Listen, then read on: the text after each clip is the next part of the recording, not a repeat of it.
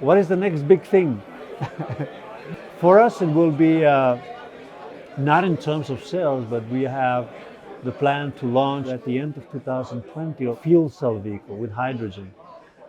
For us, it's a big thing because I think that the electric vehicles will come at a saturation, meaning once they reach 22-25% of the total market, it will be limited.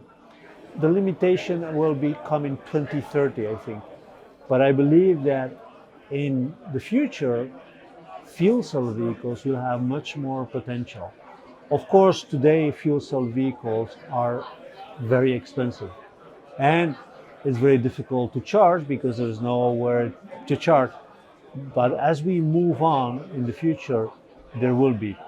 There are countries in Europe like Switzerland who are really investing in hydrogen, and especially also for trucks, buses, where electric buses and trucks are very difficult because of the weight, not only the weight of the truck, but also the weight of the batteries.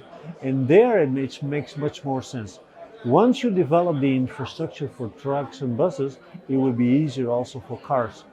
Also in France, we have seen some initiatives. So I believe in hydrogen for the long-term future.